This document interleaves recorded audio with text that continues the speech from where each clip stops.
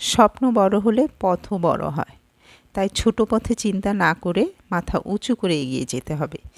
যে মানুষ নিজের উপর বিশ্বাস রাখে তাকে থামানোর ক্ষমতা পৃথিবীর কারও নেই, কোনো শক্তি তাকে থামাতে পারে না। সাফল্য রাতারাতি আসে না, ছোট ছোট নিয়মিত চেষ্টাই একদিন বড় ফল দেয়। হ্যালো এভরিওয়ান, কী অবস্থা সবার? আই হোপ সবাই ভালো আছেন। তো যেহেতু বাসার বারান্দায় আমি কিছু গাছ লাগিয়েছি, তো সেই গাছগুলো ঘুম থেকে উঠেই আমি দেখি, বারান্দায় চলে আসি। আর গাছগুলো দেখতে আমার এত ভালো লাগে, একদম ফ্রেশ ফ্রেশ সবুজ গাছগুলো দেখতে আমার মনটা ভরে যায়। তো গাছে পানি দেওয়ার জন্যই আসলে আসা, একটু পানি দিলাম আর সব গাছের মরা পাতাগুলো একটু তুলে ফেলে দিলাম, যেহেতু গাছের যত্নটাও কিন্তু নিতে হয়।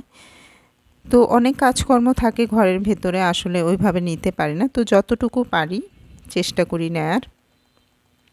আজকে কয়েকদিন যাবৎ অনেক কাজ জমে আছে ঘরে, তো সেগুলো আজকে সারা দিন লাগিয়ে করতে হবে, তা নাহলে কিন্তু আবার বেশি রয়ে যাবে কাজকর্ম।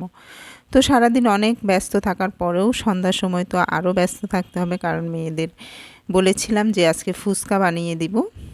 তো ডালটা আগের দিনই আমি ভিজিয়ে রেখেছিলাম, তো সেটা সুন্দর করে পুর বানিয়ে নিলাম। আর তো রেডিমেড ফুচকা ছিল, সেটা ভেজে দিচ্ছি। আর সালাদ তো কেটেই নিয়েছি, শশার সালাদ ছিল, কাঁচামরিচ পেঁয়াজ ছিল, তো তা দিয়ে তারা খাবে, আমিও খেয়েছি। আর এই তো কি সুন্দর একটা টক বানিয়েছে আমার ছোটো মেয়ে, এটা ঝাল টক, আমি আবার একটু মিষ্টি টক পছন্দ করি, তো আমি এটাতে একটু হালকা চিনি মিশিয়ে খাবো।